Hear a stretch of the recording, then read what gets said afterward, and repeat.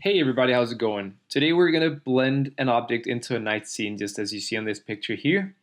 I was just out the other day shooting a picture of a very foggy night and I saw a raccoon cross the road, so I snapped this little picture of him. And I've already cut out the picture with the pen tool, so I'm just gonna create a selection here, save the raccoon file as a PSD because we wanna save it as a smart object to place into our primary like foggy background here. So we're going to place linked and then choose the PSD file you saved of whatever object you have. We're just going to place it as realistically as possible, and then we're going to work on some luminance and some shadows to make this picture really blend.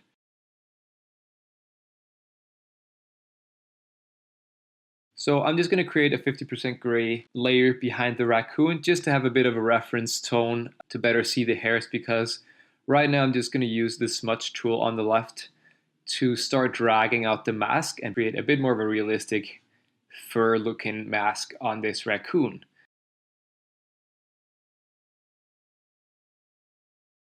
We're just going to make sure that the smudge tool is set to normal and not lighten, and you can just have a very small brush and set it to 100% and just start playing around with dragging out the mask. Just make sure that you're on the mask layer. As you can see in the layers panel, I've selected layer 0 and the black and white layer mask. This is going to allow us to manipulate how the mask looks and how the essential cutout of the raccoon is. So I've just sped this up a little bit here for you not to sit and wait. Here with the lasso tool, I'm just going to make a little correction of a mistake I made in the initial path.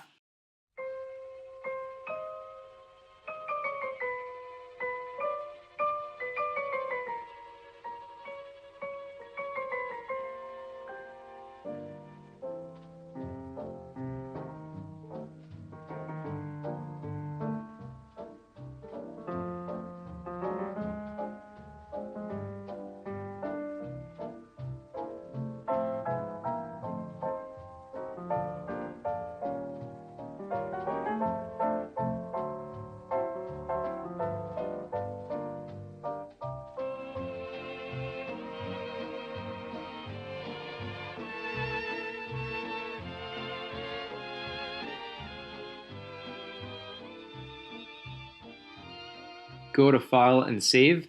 That's going to update the smart object in our primary scene. So I'm just going to put the raccoon layer into a folder here to keep it very nicely organized.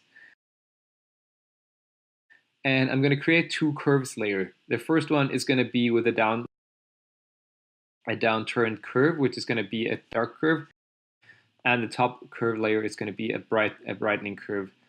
These layers are going to essentially create the luminescence we need to make it look more realistic in the picture. So the first darkness layer, I just want to have the mask be fully white because we want to basically have the entire raccoon be dark as it is being backlit. I'm just going to turn down the saturation a little bit here because the darkness turned it very, very saturated. And with a black smaller brush, you basically just start painting away the dark curves layer around the edges and wherever you feel like the light from the street light is going to hit the object. And in this way, we're basically going to shape how the object blends into this scene. It's all about really figuring out what light sources are in the original picture and how it would hit the placed object. So I'm just playing around with both the dark and the light curves layer here. I'm just trying to create an extra curves brightening layer just to see how I can make it pop a little bit extra. And here I'm pulling down the blue curves layer to give it more of a yellow tint, but as I just saw here, I had placed it in the blending mode luminosity. To be able to see the color changes in the curves layer, you have to have it be set to normal. So I'm just going to create an extra layer here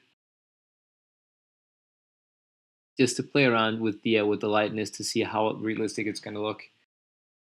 Basically, that's just what you need. You need to create a couple dark and brightening layers and just start using the mask to really bring forward the highlights in the fur or whatever material you're working with.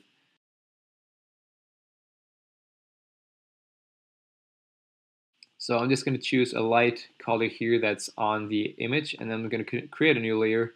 And now I'm going to place this layer into the blending mode screen, and basically I'm just going to start painting like highlighted hairs onto the little fella here, because I felt like there was a general lack of bright hairs on it. So we're just going to start painting.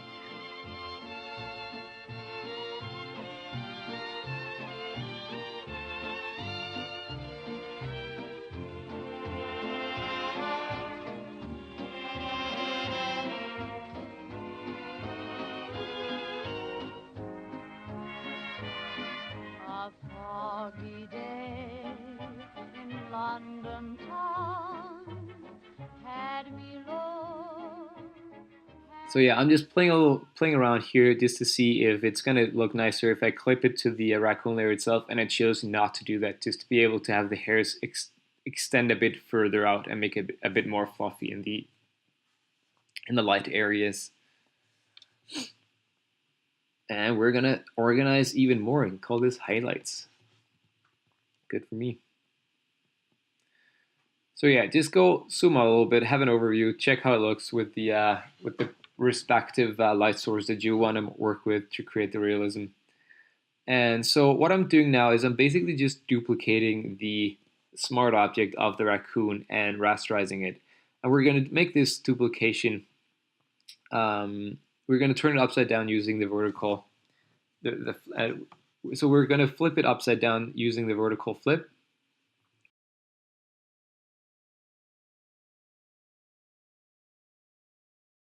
And if you right click and click on a warp, we can basically start manipulating the shadow or the copy layer here to make the feet touch each other, make it look even more realistic.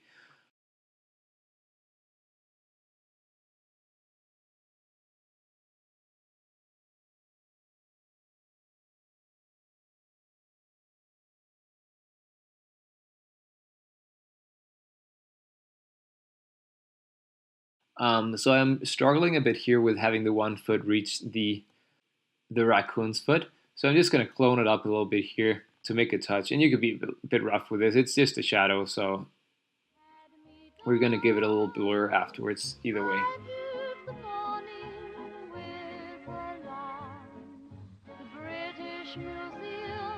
You're going to drag it below the raccoon layer itself to have it behind.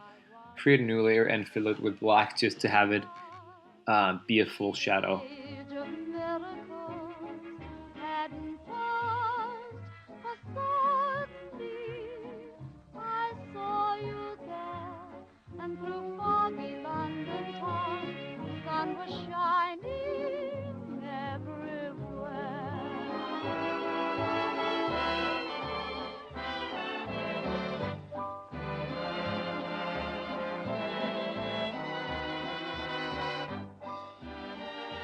So if you go into filter and blur gallery, there is the newer blur feature called tilt shift, and basically it gives you a tilt shift fall off of whatever you want to blur, so that you can, with shadows for instance, you can really make it work nicely by having the shadow be short, like be having higher contrast closer to the object, and then have a nice blur fall off as the shadow is further from the object. So just play around a little bit with this. I have good experiences with placing the lower edge of the tilt shift closer to the feet, and then have the dotted line create the fall off.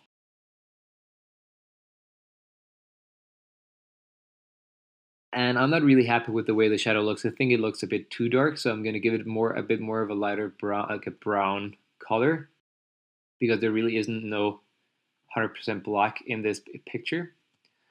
So I'm just going to put it in multiply And we're gonna lower the opacity to around somewhere around 90%. 84 is fine. And now what we want to do is we want to work with a couple masks to give it a bit more of a gradient. So we want to have whatever part of the shadow is further away from the object, we want to have it be a bit lighter. And I also just wanted to lighten the shadow just a little bit.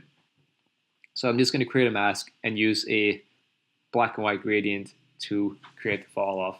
I'm just going to duplicate it, make a new mask to have the full darkness, and then make an opposite gradient closer to the feet to make it darker there. So as we have it right now, it already looks pretty nice. We have a very nice highlight section on the animal itself to create the rim light from the street light. We have a very nice drop shadow with some tilt shift. And just to organize a little bit, we're going to put the raccoon layer into a folder. And because the image I shot is kind of a foggy night with some lifted darks, we're just going to create a curved layer here and lift the blacks a little bit.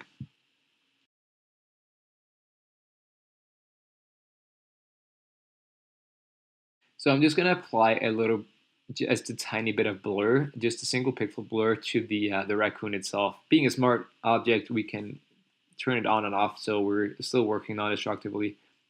I just want to apply a little blur because the image itself, the background that the raccoon's standing on, is not 100% sharp in the section that raccoon stands on, so it's just going to blend it a bit nicer to have the same sharpness. And so we're going to create a folder here with some global illumination to blend the two layers together a bit more, the background and the object. And I'm just going to use a gradient map here with a preset that I already made and set it to blending mode color. Drag it down to around 20%, and we're going to have a very nice looking purple in the darks, and we're going to have more of an orange in the highlights, which I really like. And I'm just going to clone away here with the patch tool. Just going to remove this little bright section and just clone away the rest. I'm just being a bit rough here because we're not really going to focus on this section too much. Stamp away the little fence section, and then we're going to put in some fireflies.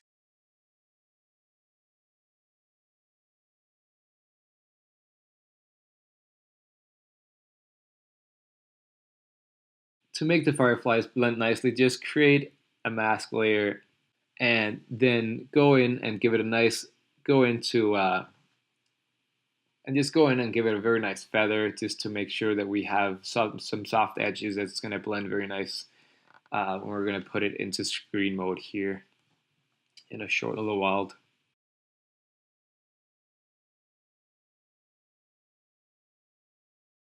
Press Command U, Control Command U to go into hue, saturation, and just change it so it's a bit more of a reddish tone so it fits nicer into the scene. Just darken the blacks a little bit more to make it blend nicer.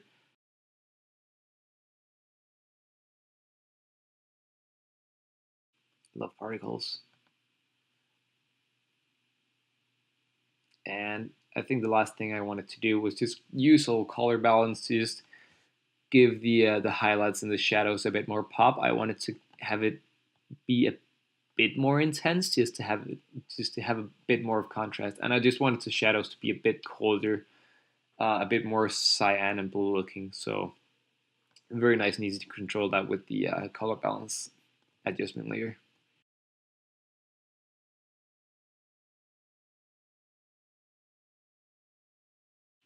So final thing I always do in these layers, I merge all the layers together in a new copy, Command Alt Shift E, and I'm just going to apply a little high pass, put it in overlay, and around 50%, and then apply some noise just to give it just to blend the sharpnesses and blend the noise a little bit better in the picture.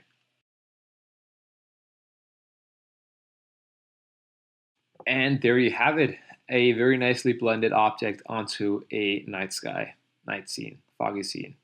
I don't care. Looks totally photoshopped.